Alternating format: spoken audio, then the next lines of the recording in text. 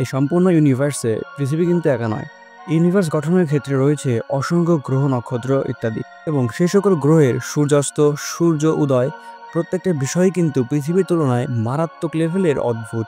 এমনকি এমন কিছু গ্রহ রয়েছে যে সকল গ্রহে দুটি করে সূর্যরও বিদ্যমান। হ্যাঁ, ঠিক যেমন দেখানো হয়েছিল স্টার ওয়ার্স মুভিতে ট্যাটুইন প্ল্যানেটের মতো। কিন্তু সেসব ছাড়ো, আমরা তো আর অন্য কোনো গ্রহে যাচ্ছি না। কেমন হতো যদি পৃথিবীর মধ্যে দুটো সূর্য থাকতো? তাহলে কি পৃথিবী গরমে ঝলসে যেত? আমরা কি কখনো রাত্রির মুখ দেখতে পারতাম? এই সম্পূর্ণ বাইনারি স্টার ওয়ার্ল্ডে কি প্রাণের অস্তিত্ব থাকতো? তো চলো দেখা যাক এই অ্যামেজিং বিষয়টি। যেমনটা ঠিক আগে বললাম, আমাদের পৃথিবীতে কিন্তু প্রত্যেকটা স্টার বা নক্ষত্র কিন্তু একে একে থাকে না। এদের কিন্তু মাল্টিভার্স অনেকগুলো আকার থাকে। এরা বিভিন্ন অবস্থানেও কিন্তু থাকতে পারে।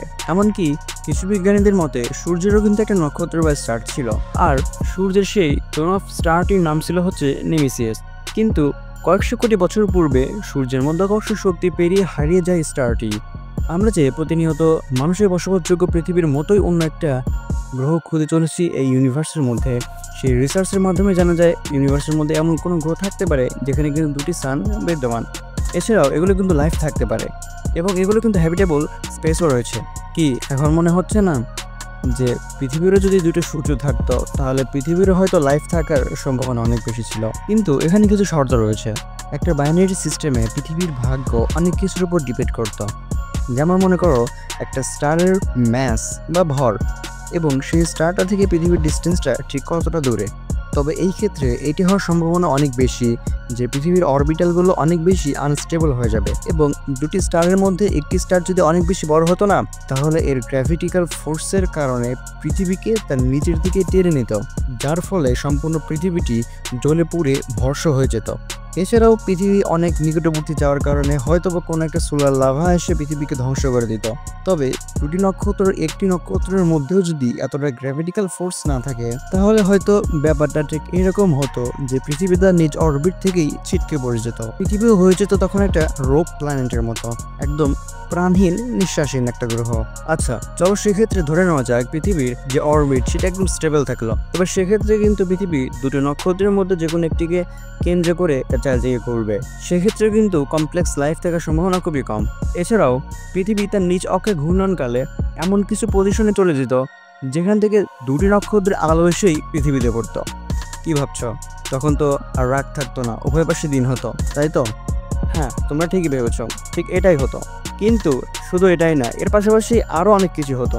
তা হচ্ছে সূর্যের আলোর পাশাপাশি ইভি রেডিয়েশনটা অনেক বেশি বেড়ে যেত, যার ফলে পৃথিবীর কোনো সানস্ক্রিন তোমাকে সেই ইভি রেডিয়েশন থেকে বাঁচাতে পারতো না। তবে পৃথিবীর অরবিট হয়তো স্টেবল থাকতো যদি পৃথিবীর দুটি নক্ষত্রকেই একত্রে প্রদক্ষিণ করতে পারতো। হ্যাঁ, এক্ষেত্রে কিন্তু দুটি নক্ষত্রের মধ্যবর্তী দূরত্ব হতে হতো খুবই কম, এবং সূর্য বা নক্ষত্র থেকে পৃথিবীর অরবিটের দূরত্ব হতো আরও অনেক বেশি। সেই ডিস্টেন্সটা কিন্তু আপাতত অরবিটের চেয়ে হতো অনেক বেশি। তখন ডিস্টেন্সটা ঠিক এতটুকুই হতো যে দুটি সূর্যের তাপও পৃথিবীকে গরম রাখতে পারতো না, অর্থাৎ পৃথিবীর মধ্যে প্রত্যেকটা বরফকে লিকুইডে পরিণত করার জন্য যথেষ্ট হতো না। তখন পৃথিবী হয়ে যেত নিঃশ্বাসহীন, প্রাণহীন একটা গ্রহ। হ্যাঁ, এই ইনফরমেশনগুলো শুনে মন খারাপ করার মতো কিছুই নেই। এইবার আসতে চলেছে বেস্ট দি সিনারিও, অর্থাৎ সবচেয়ে গুড একটা নিউজ। এক্ষেত্রে সবচেয়ে ভালো হতো নক্ষত্র দুটি রাখার পরিবর্তে একটি মাত্র নক্ষত্রকে যদি আমরা দুটি ভাগে বিভক্ত করে ফেলি, এবং সেই বলতে গেলে বর্তমান সূর্যকে আমরা 2 খণ্ডে বিভক্ত করে ফেলি।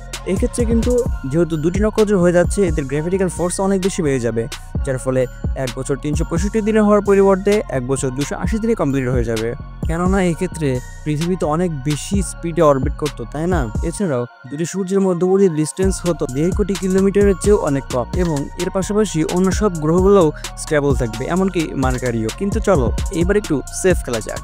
ধরে নাও দুটি নক্ষত্রের মধ্যবর্তী ডিস্টেন্স মাত্র 5 মিলিয়ন, অর্থাৎ 50 লক্ষ কিলোমিটার। এক্ষেত্রে দুটি স্টার কিন্তু পরস্পরকে মাত্র 10 দিনের মধ্যে অরবিট করে ফেলত। এর মানে হচ্ছে একটি সূর্য অপর একটি সূর্যকে মাত্র 5 দিন পর পর পাস করত। এই বিষয়টিকে পৃথিবী থেকে মনে হতো সূর্যগ্রহণের মতো, কিন্তু এটা কিন্তু একদম নর্মাল সূর্যগ্রহণের মতো লাগতো না। যেমনটা চাঁদ সূর্যকে ব্লক করে রাখে, চাঁদ যখন সূর্যকে ব্লক করে রাখে সেটি হয় মাত্র 3.5 মিনিট, কিন্তু এইবার যখন সূর্য অন্যকে সূর্যকে ব্লক করে রাখবে সেটি হয় 5.5 ঘন্টা। শুধুমাত্র এই সিনারিওতেই পৃথিবীতে দুটি নক্ষত্র থাকা পসিবল, আদারওয়াইজ সম্ভব না। কিন্তু এখানে প্রশ্ন হচ্ছে পৃথিবী কি কখনো এরকম বাইনারি স্টার ওয়ার্ল্ডের মতো জন্মাতে পারতো? আমরা যতটুকু জানি সবচেয়ে ছোট যে গ্রহটি একসাথে দুটি নক্ষত্রকে প্রদক্ষিণ করছে সেটা হচ্ছে একটি গ্যাস জায়ান্ট। তার আয়তনও কিন্তু পৃথিবী থেকে অনেক বড়। কিন্তু এরকম তো হতেই পারে না যে সম্পূর্ণ স্পেসের মধ্যে এরকম আরও একটি গ্রহ রয়েছে যা একই সাথে একটি পাথুরে প্ল্যানেট এবং একই সাথে দুটি নক্ষত্রকে প্রদক্ষিণ করছে। শুধু আমরা সেটাকে খুঁজে পাইনি তাই, এবং সেখানে হয়তো অনেক ইন্টেলিজেন্ট প্রাণীও বসবাস করে।